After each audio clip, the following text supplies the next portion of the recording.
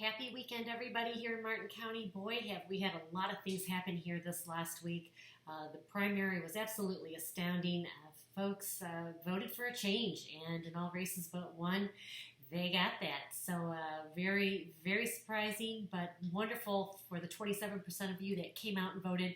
Your vote is your voice. It matters. Thank you so much.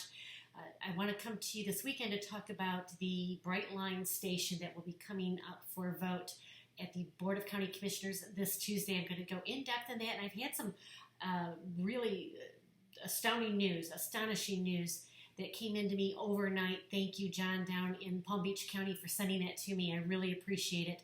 We are actually comparing our station to Boca a lot, and I think, folks, you're going to be shocked at what is happening down in Boca. The push for transit-oriented development, they're calling it transit-oriented community. It's much larger than even what Brightline wanted here, at least initially. But folks, this is a cautionary tale. We need to watch what's happening with our properties and our money. In addition, so that's going to be August 27th, and I had already recorded this video when it came out that the Jonathan Dickinson State Park meeting for next Tuesday has been postponed. It's supposed to be sometime in September. Folks, this is why I love Martin County. You all came out in droves and said this is an asinine, insane idea. We oppose it. Everybody from Rick Scott, Marco Rubio, Senator Harold Snyder, over everybody has opposed this. I have no idea what Governor DeSantis can possibly be thinking, but this is going to stay with him. If he has any future political aspirations, people will not forget this. And folks, with this Brightline station, the one thing I can say is stay on it. If we don't, make sure that every I is dotted and T is crossed, it'll come back in the future. So even though for now they're postponing it, stay on it until it's a dead no. And the difference between the Jonathan Dickinson Park proposal and Brightline is at least they asked for public input. We don't have that here in Martin County or the city of Stuart.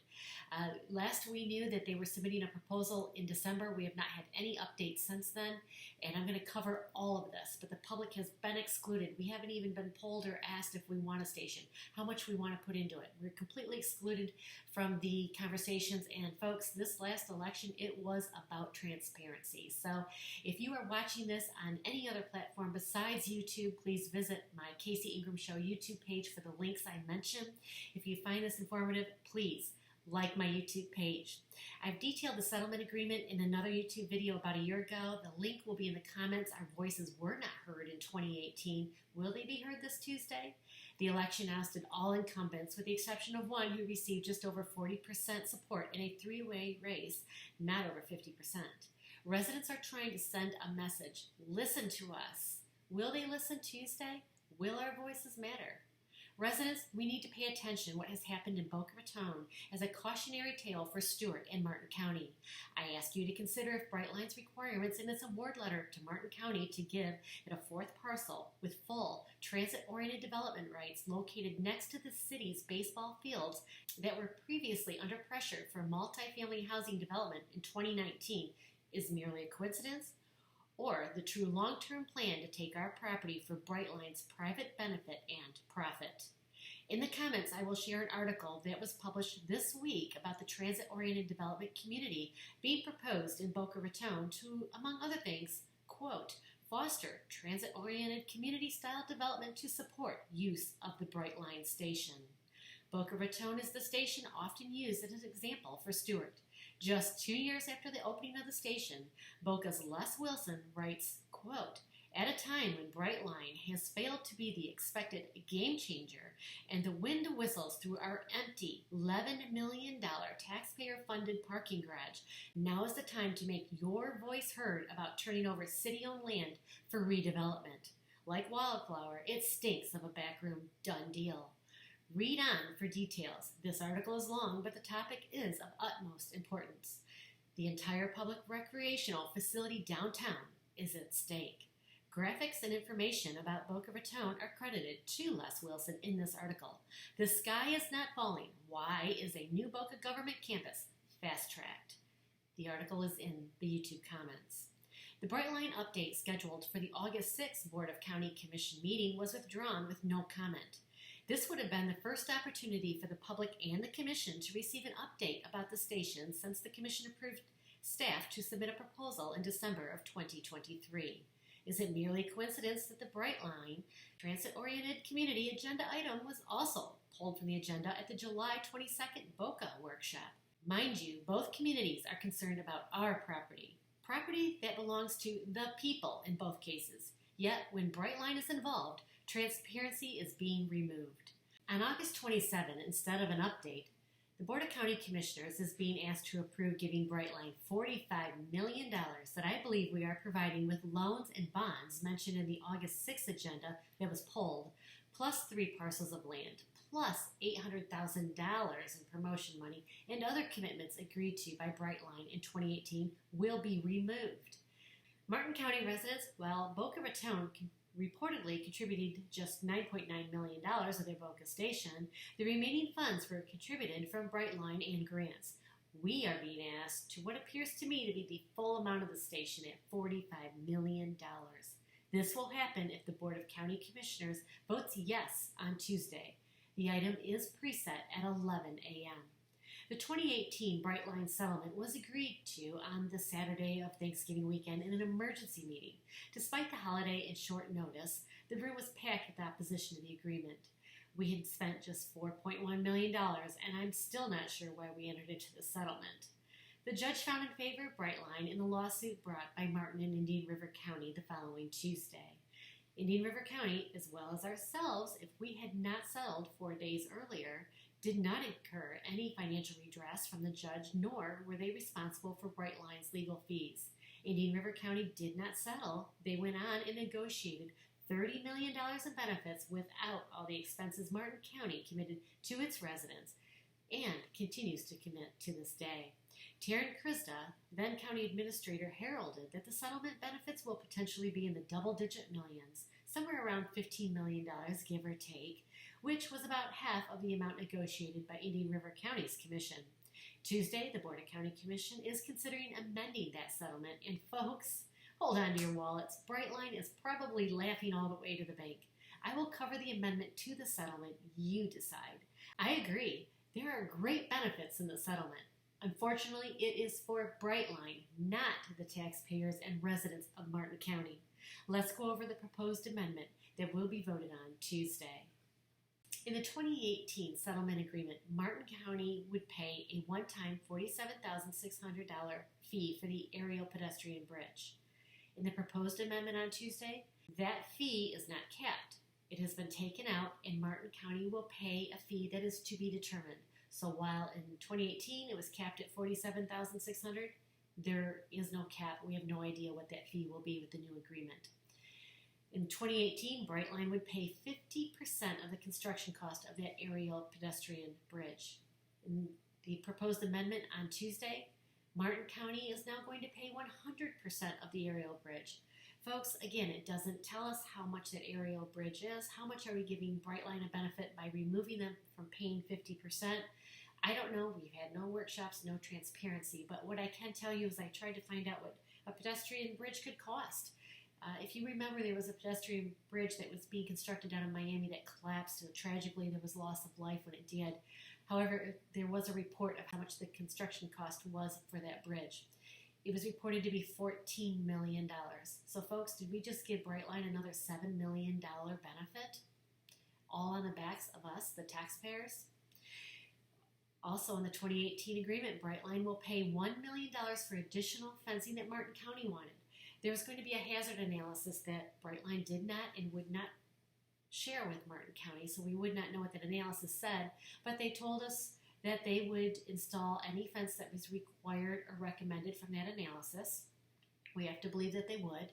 But they also said they would give us $1 million where our county staff could say we need additional fencing. That $1 million would provide, at the time it was reported, a mile worth of fencing. With the proposed agreement on Tuesday, Brightline will only install and maintain fencing identified in the Raised Trespassing Prevention Project subject to grant funding.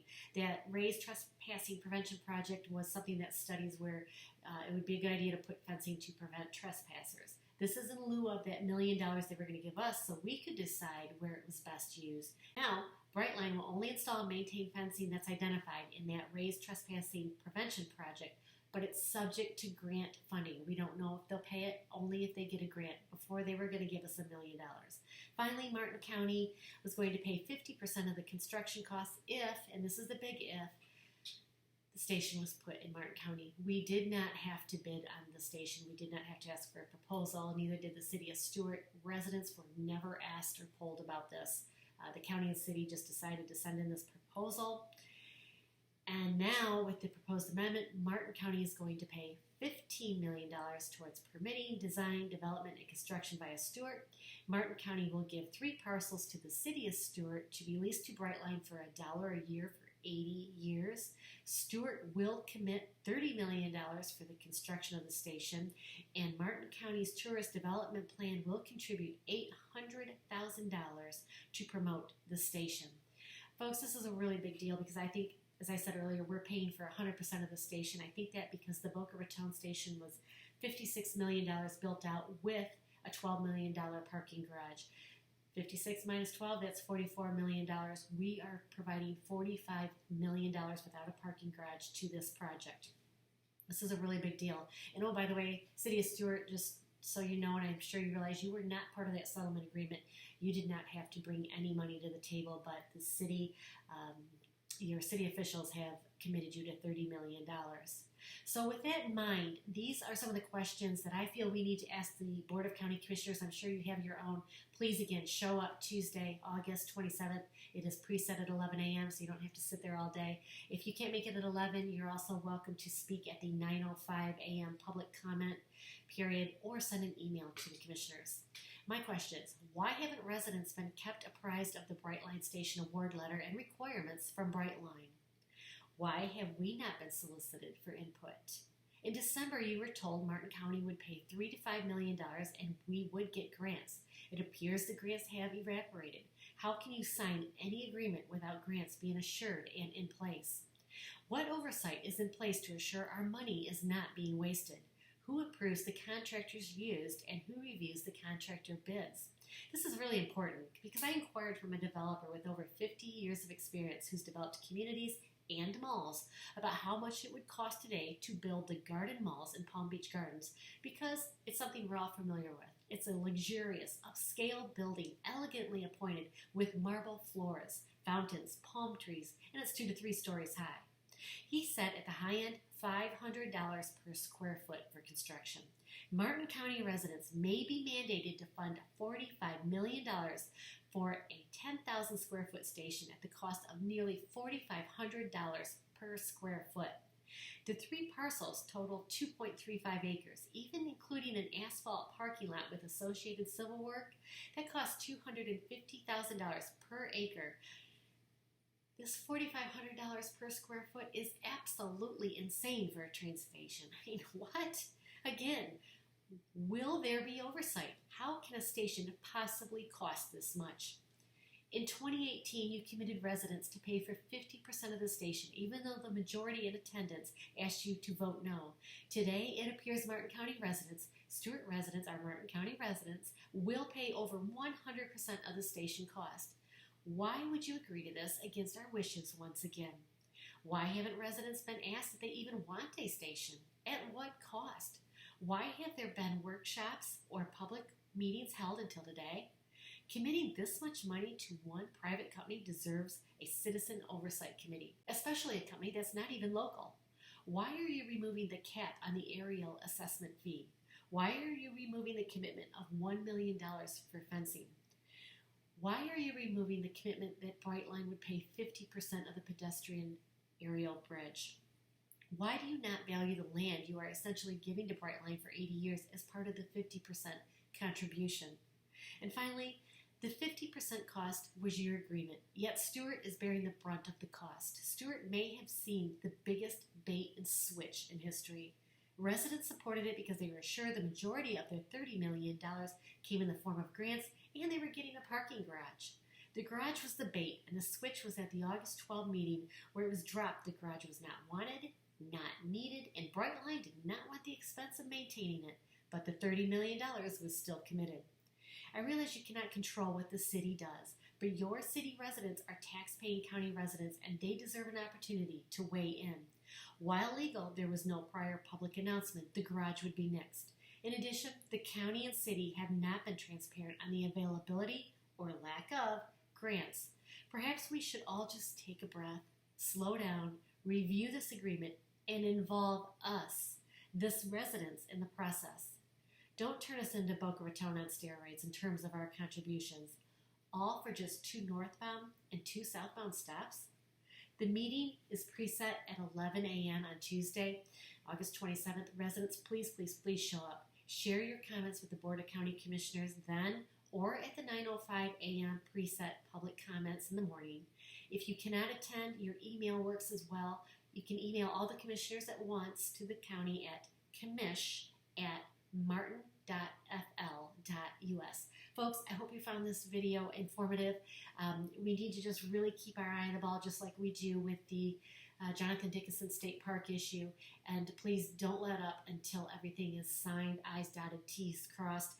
Folks, in Boca, 2 years after they opened the Brightline station, now they're adding, possibly going to be adding transit-oriented development in the area that, by the way, has their ballparks there, just like the city of Stuart. So we really need to pay attention to this. Don't let non-transparency from the city and county stop us from voicing our opinions. So I hope to see you there Tuesday. I will be there. I hope to see you at around 11 o'clock. We'll listen to this. We're going to ask our commissioners to please reconsider, vote no. Let's go back to the drawing board. Let's the city of Stuart really have some input from their residents as well. We can do this. I'll see you Tuesday, folks. Have a great weekend.